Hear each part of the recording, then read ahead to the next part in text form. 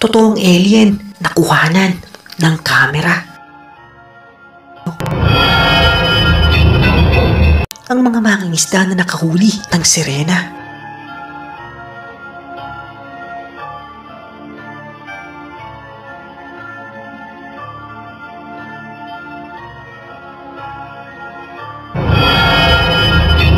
Aswang na nagpupumilit na pumasok sa isang pakay na kuhanan ng kamera. Totoong sirena na nakuhanan ng kamera.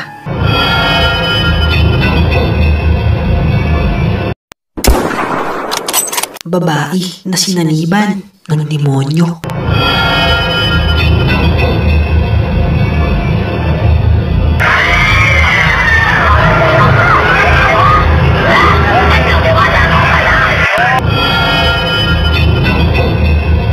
Sa ating mundong ginagalawan ay mayroon talagang mga nilalang na hindi pa natutuklasan at mayroon ding mga tao na sadyang kakaiba ang talento at tinatawag na silang mga superhuman. At kung mahilig ka nga sa mga ganitong video, eh sana huwag mong kakalimutan mag-subscribe and click the bell icon para hindi ka nahuhuli sa mga latest uploads natin. Salamat!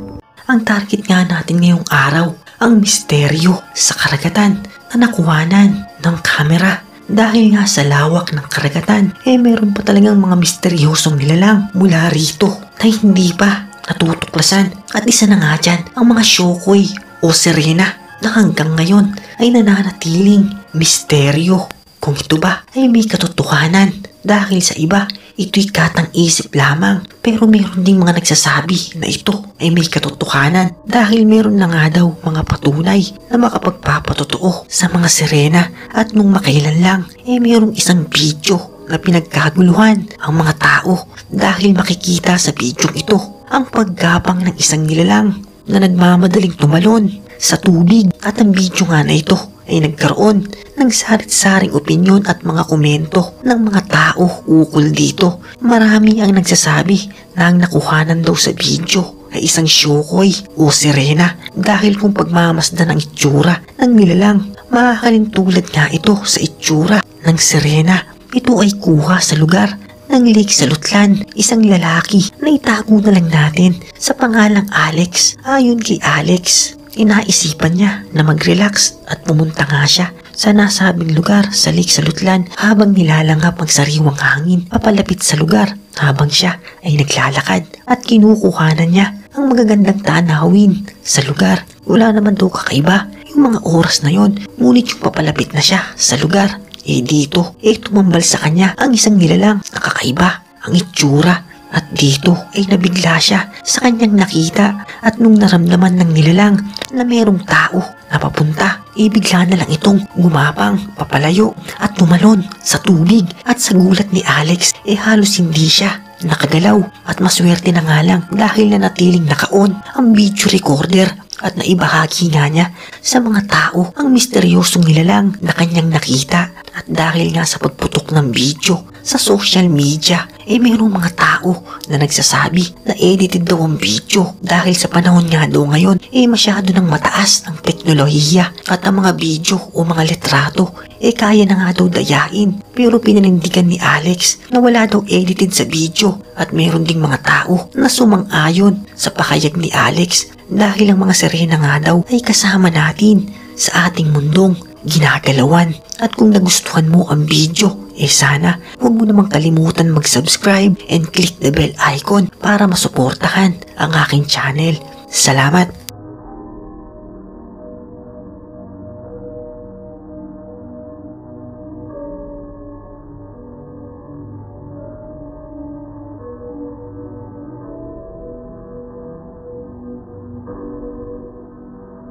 Ang mga mangingisda na nakahuli ng sirena. Isang grupo ng mga mangingisda ang naglayag ng maaga para makarami sila na mahuli na isda sa buong araw at sinuyod nga nila ang malawak na karagatan sa kanlurang bahagi sa isla ng Asia. At sa paglalayag nga ng grupo, masaya sila dahil sa umpisa pa lang marami na ang kanilang nahuli. At pinagpatuloy nga nila ang kanilang panghuhuli hanggat umabot na sa alas 12 ng tanghali. At sila nga nagpahinga muna at kumain at pagkatapos pagkatapos nga ng pahinga, bumalik na sila sa trabaho at sila ay nagpatuloy sa panghuhuli ng lamang dagat. At sa gitna nga ng kanilang panghuhuli, merong aagaw pansin sa kanilang lambat at bibigla sa kanilang lakat. Dahil sa kanilang lambat, merong isang kamay na sumulpot at nagulat nga silang lahat sa kanilang nakita at nabitawan nga nila ang lambat at ang kamay at nilalang na nasa lambat ay nakatakas. At ayon nga sa mga saksi at nakakita, kakaiba daw ang itsura ng nilalang na nahuli nila sa kanilang lambat at kaya daw nila ito nabitawan dahil nakaramdam daw sila ng takot at kaba yung mga oras na yon. At sa pagputok nga ng video ito, sarit-saring opinyon na naman ng mga tao ukol dito. Marami ang mga nagsasabi na sirena nga daw ang nahuli ng mga mangingisda at kahit nga mga eksperto walang masabi kung anong klaseng nilalang ang nahuli ng mga mangingisda at kahit nga ang Animal Planet na dumidiskubre ng mga kakaibang nilalang tinampok din nila ang video ito at hanggang ngayon nananatili pa rin misteryo ang nilalang na nahuli ng mga mangingisda. At kung nagustuhan mo ang video, sana huwag mo namang kalimutan mag-subscribe and click the bell icon para masuportahan ang aking channel. Salamat!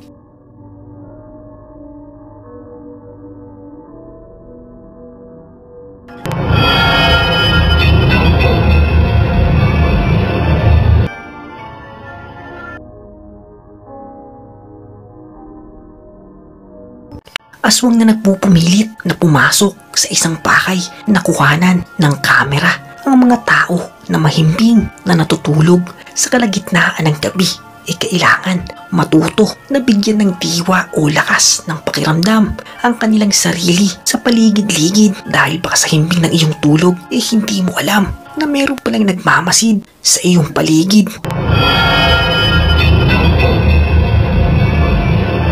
At sa video ang ito makikita ang isang lalaki na nakahiga at sa mga oras nga na yan wala namang kakaiba at lumipas nga ang ilang saglit may mga gamit na bigla na lang nalaglag sa hindi malamang dahilan at ang kurtina na nakasara bigla na lang bumukas na animoy na malakas na hangin pero ilang saglit pa makikita sa bintana may nakadungaw na isang nilalang at ang kanyang atensyon doon sa taong nakahiga at hindi nga masilayan maigi ang kanyang itsura pero medyo maputi ang kanyang mukha at mahaba ang buhok at patuloy nga ang pagtingin niya sa taong natutulog hanggat naalimpungatan ang lalaki at siya nga ay nagising at sa kanyang pagbangon umupo muna siya at parang nag-isip kung natatay ba siya o hindi at siya nga ay tumayo na. At siya nga ay nagtataka dahil yung kurtina sa kanyang pintana nakabukas na dahil sa pagkakaalam niya nakasara yun bago siya matulog at inayos niya na nga lang ulit ang kurtina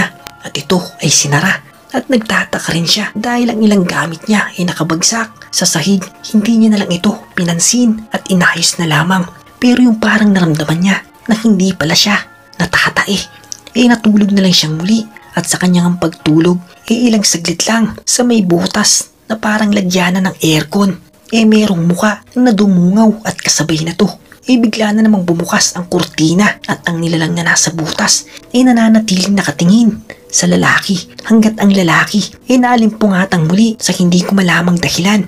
Hindi ko alam kung natatay siya ulit at siya nga ay tumayo na para uminom ng tubig at hindi niya alam na meron palang nakatingin sa kanya yung mga oras na yon at aksidente niyang makita ang nilalang na nasa butas at dito nga nagulat ang lalaki sa kanyang nakita at ang misteryosong nilalang bigla na lang umalis. At sa pagputok nga ng video ito sa social media merong mga nagsasabi na ang nakita daw sa camera isang aswang na gustong manamantala sa mga taong mahimbing na natutulog pero meron ding mga nagsasabi na ito ay scripted lamang at walang katotohanan at kayo na nga lang ang humusga kung ito ba ay totoo o hindi.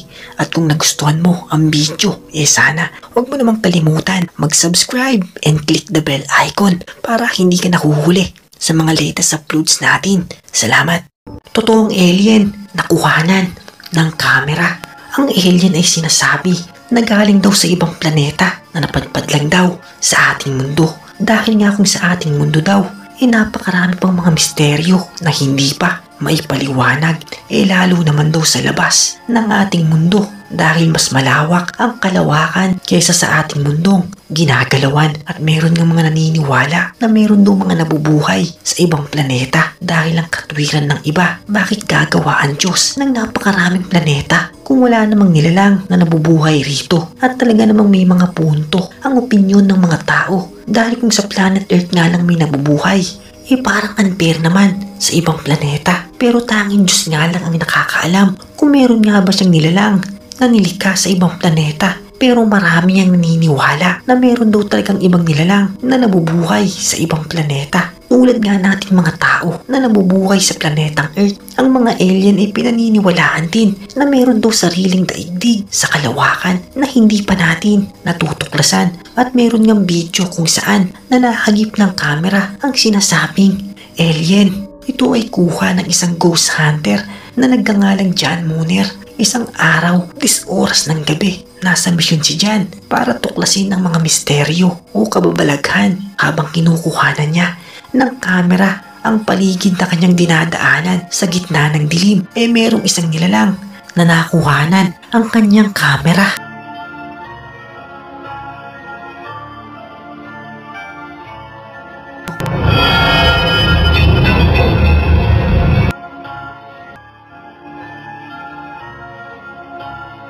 At ayon nga kay Jan, ang nakakuhanan daw sa camera talagang kakaibang nilalang at masasabi daw na isang alien dahil nakita niya daw ito ng harapan. Kaso bigla nga lang daw ito nakaalis at bigla na lang nawala. Pero matitiyak niya daw na ang nakita niya ay isang alien. At hanggang ngayon nga nananatili pa ring misteryo ang nilalang na nakuhanan ni Jan. At kung nagustuhan mo ang video, sana huwag mo namang kalimutan mag-subscribe and click the bell icon para hindi ka nahuhuli sa mga latest uploads natin. Salamat!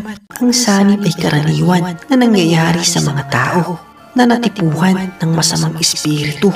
At ito ay nakakatakot dahil hindi mo kontrolado ang iyong katawan at ikaw ay sunod-sunuran sa masasamang espiritu. Ang sanib ay ilang beses na nangyari sa ating bansa at ganun na rin sa buong mundo. At paniniwala nga ng iilan kung ikaw ay matatakotin sa multo, malaki daw ang tsansa na ikaw ay puntiryahin ng masasamang espiritu.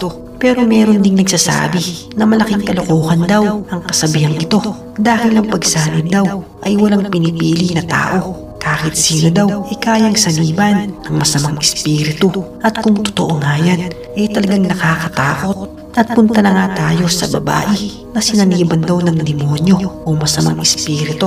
Ang video ito ay kuha pa noong 90s. Isang babae ang pinapahirapan ng masamang espiritu. Ang kanyang mga magulang ay hindi na malaman kung ano ang gagawin sa kanilang anak dahil halos hindi na ito kumakain at hindi na rin nila ito makausap. At parang may ibang tao na nasa katawan ng kanilang anak. Pinatingin nila ito sa mga espesyalista para malaman kung ano nga ba ang kondisyon ng kanilang anak. Ngunit bigo sila dahil kahit ang mga espesyalista at mga eksperto hindi malaman kung ano ang sakit ng babae. Ang kanilang anak ay bigla na lang nagsasalita na animoy na iba ang boses. Sa takot ng magulang ng babae sumangguni na sila sa mga albularyo para gumaling lang ang kanilang anak. At ito nga ang mga sumunod na nangyari. Ang albularyo ay may dalang 2 itlog at binasag niya ang unang itlog. At makikita nga sa video na wala namang kakaiba sa itlog na ito. At ang isang itlog naman ay pinunas niya sa noo ng babae. At ang mga sumunod na eksena talaga namang nakakakilabot dahil ang itlog na pinampunas sa noo ng babae ay nagmistulang kulay itim at hindi maipaliwanag. At ang nakakatakot pa dito, ang babae ay naging desperado at kinain niya at hinigop ang mistulang kulay itim na nagmula sa itlog at pilit nga siyang pinapakalma at pinapahiga. At ang mga sumunod na eksena talagang nakakakilabot dahil ang katawan ng babae bigla na lang lumutang sa hindi maipaliwanag na pangyayari.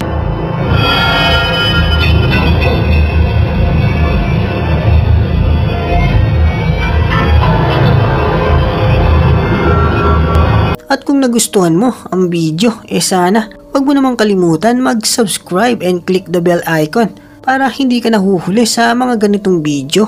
Yun, salamat.